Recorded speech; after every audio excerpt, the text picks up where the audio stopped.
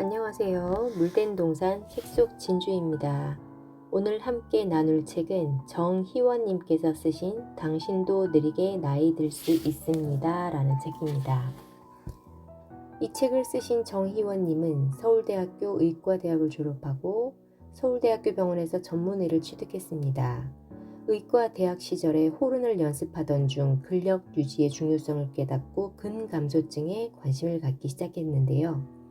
응급실에 실려온 환자가 처방받아 먹고 있던 약 중에서 특정 약을 빼자 며칠 만에 멀쩡해지는 모습을 보고 이것을 계기로 노인의학에 대해 공부하는 계기가 되었다고 합니다.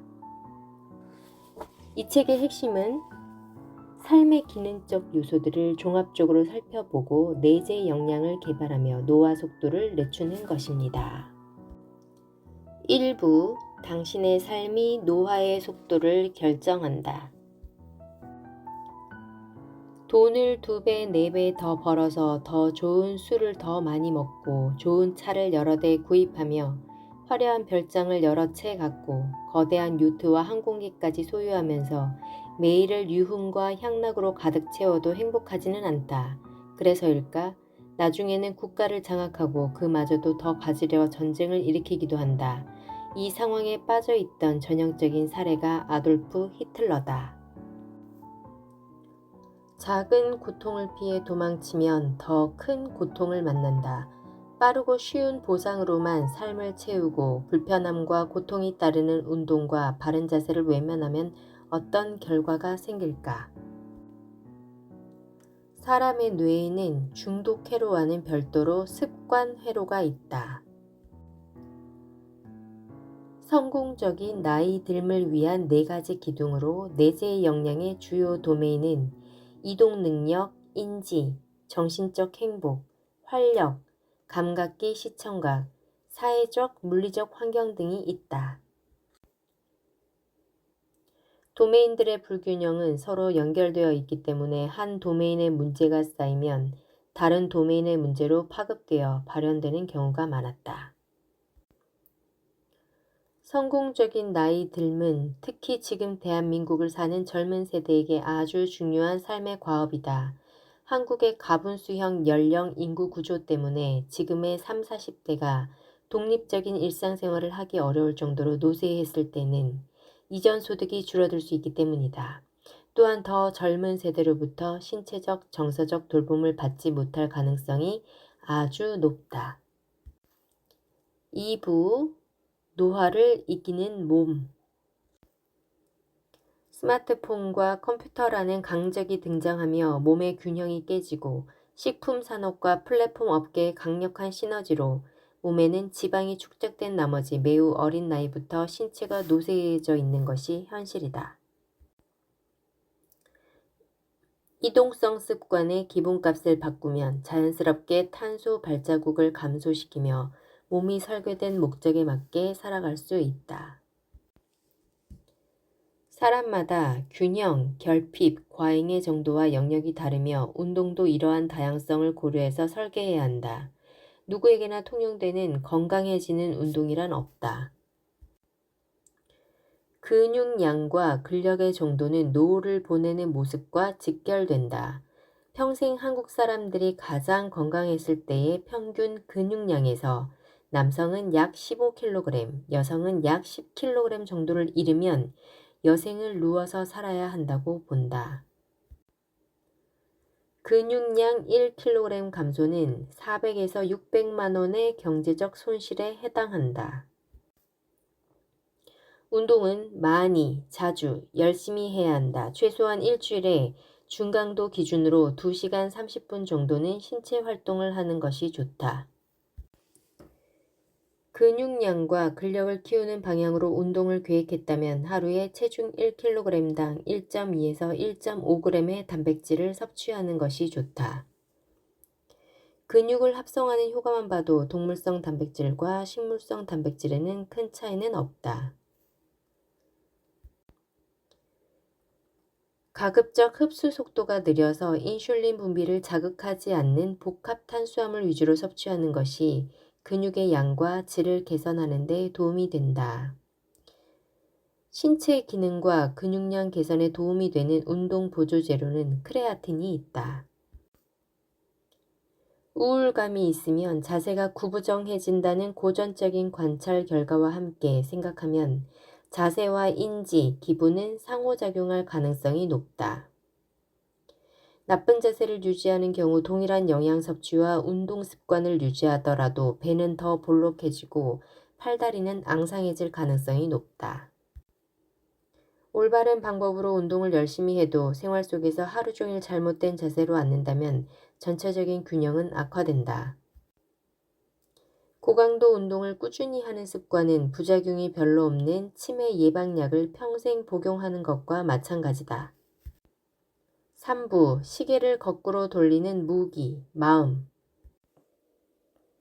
치매를 예방하는 방법은 머리 좋아지는 약을 먹는 것이 아니다. 마음 건강과 연결된 여러 요소를 살피고 삶의 습관을 개선해서 머리가 좋아지는 생활 습관을 만드는 것이 핵심이다. 100세인 사람들을 대상으로 한 연구에서 장수한 사람들이 공통적으로 규칙적이고 절제된 삶의 방식과 긍정적 사고 방식 등을 갖고 있는 것으로 나타났다. 마음 챙김과 몰입 근력이 동시에 갖춰지면 마음 건강의 선순환이 시작된다.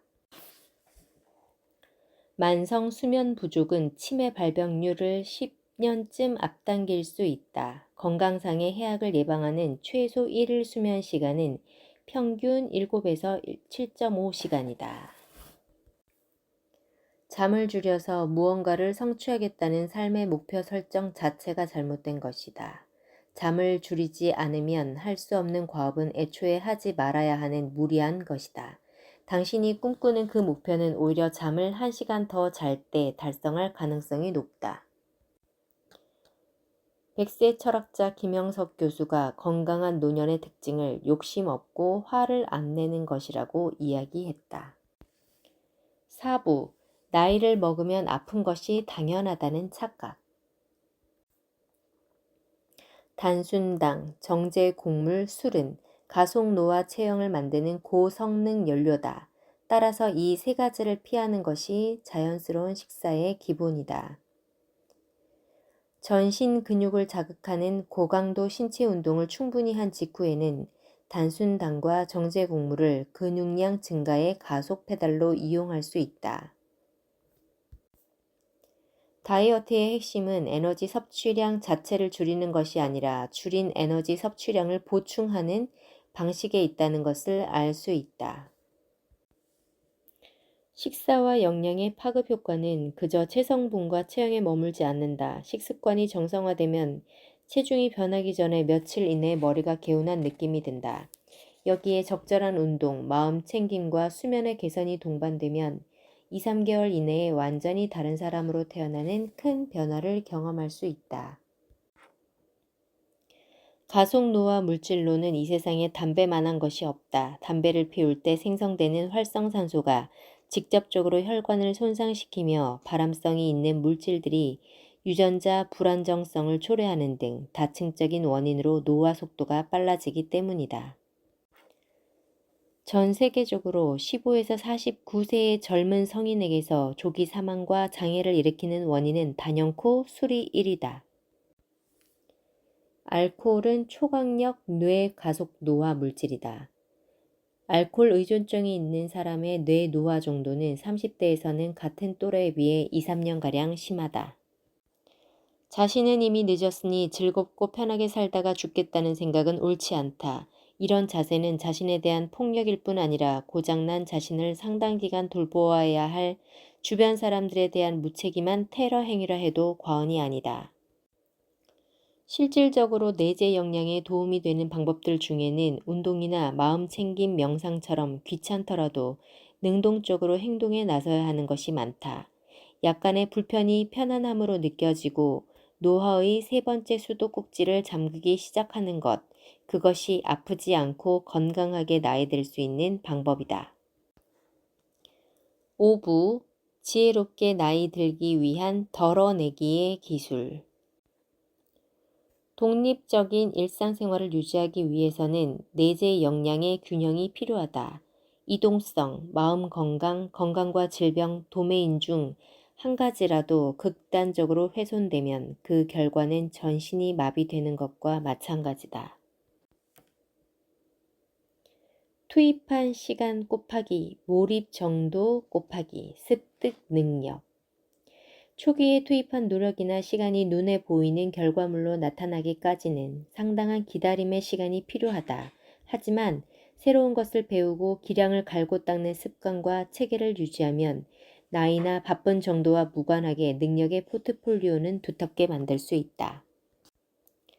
불평등이 심한 사회일수록 사람들이 명품 소비에 집착한다는 연구 결과가 있다. 소고기 1kg을 생산하는데 배출되는 온실가스는 13kg이다. 단백질 중량으로 환산했을 때 콩을 생산하는데 배출되는 온실가스의 35배에 달한다. 식물성 위주의 식사를 하면 연간 1톤 정도의 온실가스 배출량을 줄일 수 있다.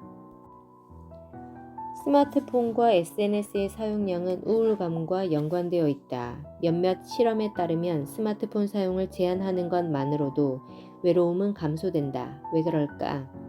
SNS는 이름 그대로 사회관계망이지만 사람과의 진짜 관계를 통해 생성되는 옥시토신과 세로토닌을 분비시키지는 못한다.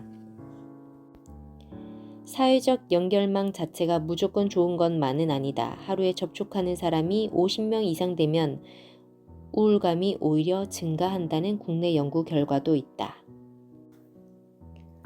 현재를 살아가는 우리는 조금은 반직관적으로 행동할 필요가 있다. 바쁘고 삶이 힘들수록 시간을 들이기 어려운 우선순위가 한참 떨어져 보이는 오프라인 활동들에 시간을 투자해야 한다. 봉사활동, 종교활동, 사회참여, 문화활동 같은 것들이다. 네, 감사합니다. 오늘도 좋은 하루 되세요. 구독, 좋아요